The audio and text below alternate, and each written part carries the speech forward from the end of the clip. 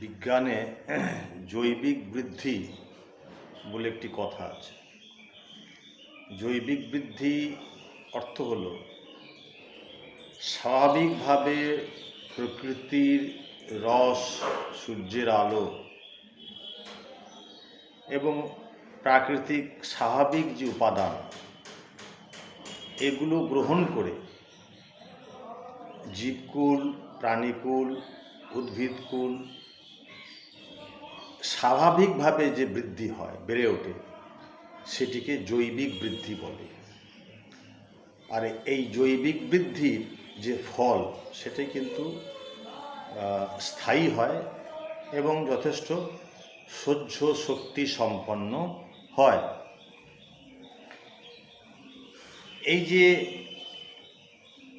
জৈবিক বৃদ্ধি বা স্বাভাবিক বৃদ্ধি, এটি যে শুধু জীবজগতেই প্রযুক্ত তা নয়, সর্বত্রই, মানে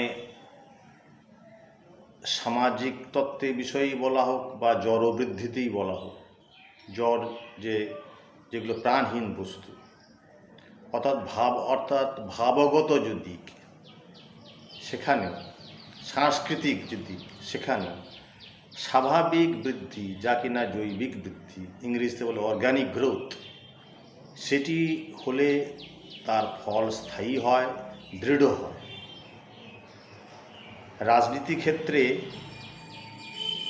আজকে বিজেপির পরাজয়ে অনেকেই, বিশেষত যারা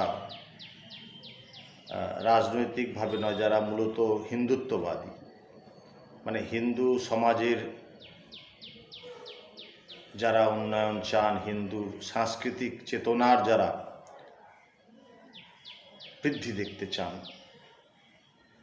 তাদের ক্ষেত্রে এই পরাজয় বেশ বেদনাদায়ক হয়েছে, এ বিষয়ে কোনো সন্দেহ নেই। কিন্তু একটু ভেবে দেখলে, একটু তলিয়ে দেখলে আমার মনে হয় ভালো হবে যে এতটা বেদনাহত হওয়ার মতো অবস্থা কিন্তু সৃষ্টি হয়নি। বাংলায় যে বৃদ্ধিটা হয়েছে বিজেপির, সেটা ঠিক জৈবিক বৃদ্ধি বলা চলে না, এটা একটা ইনঅর্গানিক গ্রোথ। অর্থাৎ ইউরিয়া, অ্যামোনিয়া, নাইট্রোজেন দিয়ে হঠাৎ করে যে আমরা বাড়িয়ে তুলি, বা ভিটামিন ক্যাপসুল ইত্যাদি করে বিভিন্ন এনার্জি ড্রিঙ্কস খেয়ে মানুষের যে একটা শরীরের মানে কৃত্রিম ঔজ্জ্বল্য দেখা যায়, যেটাকে বলে ইনঅর্গানিক গ্রোথ, সেটি হয়েছে। বাংলায় বিজেপির সৃষ্টি হলেও, জনসংঘের সৃষ্টি হলেও, এখানে বিজেপির যে সাংস্কৃতিক ভাবধারা, সেটি বাঙালি মননে গভীরে প্রথিত ছিল না। শ্যামাপ্রসাদ বাংলা এবং ভারতবর্ষের, ভারত মায়ের কৃতি সন্তান, এ বিষয়ে কোনো সন্দেহ নেই। কিন্তু শ্যামাপ্রসাদের যে সাংস্কৃতিক এবং রাজনৈতিক ভাবনা, সেই ভাবনার শিকড় কিন্তু বাংলায় যাকে বলে গভীরে প্রথিত হয়নি। একসময় অবশ্য জনসংঘের হরিপদ ভারতীর নেতৃত্বে বাংলার বিধানসভা যথেষ্ট ভালো ফল করেছিল, উল্লেখযোগ্য ফল করেছিল, এই বিষয়ে সন্দেহ নেই। এবং হরিপদ ভারতী খুব ভালো বক্তা ছিলেন, বাগ্মী ছিলেন, এই বিষয়েও কোনো সন্দেহ নেই। কিন্তু স্বাভাবিক যে বৃদ্ধি ফলে আস্তে আস্তে ধীরে ধীরে ক্রমান্বয়ে বিধানসভা, পুরসভা, পঞ্চায়েতে, মানে ধীরে ধীরে যে বৃদ্ধি হয় রাজনৈতিকভাবে, সেটি কিন্তু বিজেপির হয়নি। মানে 2016 সালে 3টি আসন, আর তারপরে 2019 সালে একেবারে 18টি লোকসভার আসন,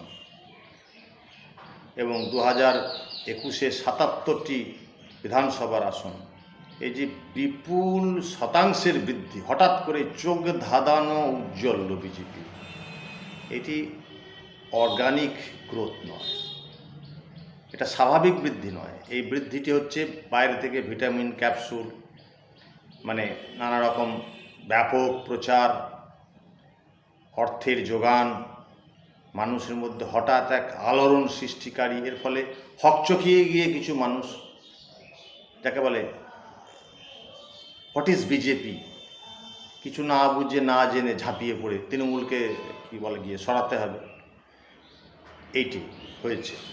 কিন্তু এটা অর্গানিক গ্রোথ ছিল না। এখন যেটা হয়েছে, অর্থাৎ বিজেপির সম্পর্কে মানুষের চিন্তা, বিজেপির দর্শন, বিজেপির রাজনৈতিক ভাবনা, এ সম্পর্কে কিন্তু মানুষের মধ্যে ভাবনা শুরু হয়েছে। আরও গভীর, ধীরে ধীরে এর শিকড় বাংলার হৃদয়ে, মননে, চিন্তায়, সংস্কৃতিতে গভীরভাবে প্রবেশ করছে। এইবার যে বৃদ্ধিটা হচ্ছে, এই বৃদ্ধিটা হচ্ছে অর্গানিক গ্রোথ। এবং এই যে বৃদ্ধি আগামী দিনে হবে, তার ফল কিন্তু বাংলায় বিজেপির পক্ষে, হিন্দু সাংস্কৃতিক ভাবধারার পক্ষে সুদূর প্রসারী হবে। দেখুন, বাঙালি অত্যন্ত মেধাশক্তি সম্পন্ন, এই বিষয়ে তো কোনো সন্দেহ নেই। সুতরাং সেই বাঙালির মননে যদি বিজেপির যে সাংস্কৃতিক রাজনৈতিক চেতনা, ভাবধারা, সেই ভাবধারা বিকশিত হয়, তার চর্চা হয়, আগামী দিনে তার ফল শুধু বাংলায় সীমাবদ্ধ থাকবে না, বৌদ্ধিক স্তরে এটি সারা ভারতবর্ষে বাঙালির মাধ্যমে, বাঙালির জ্ঞান, বাঙালির অন্বেষা, বাঙালির মনীষার মাধ্যমে সারা ভারতবর্ষে আরও বেশি করে ছড়িয়ে পড়বে। সুতরাং যারা হতাশ হচ্ছেন তাদের বলবো, হতাশ হবেন না। বিজেপির এইবারে জৈবিক গ্রোথ, জৈবিক বৃদ্ধি, অর্গানিক গ্রোথ শুরু হয়েছে, তা অত্যন্ত ফলদায়ী হবে। আগামী দিনে বাংলা এবং ভারতবর্ষের পক্ষে তা অত্যন্ত কার্যকর হবে। এটুকুই আমি ভেবে দেখতে বলবো। সকলকে নমস্কার এবং ধন্যবাদ।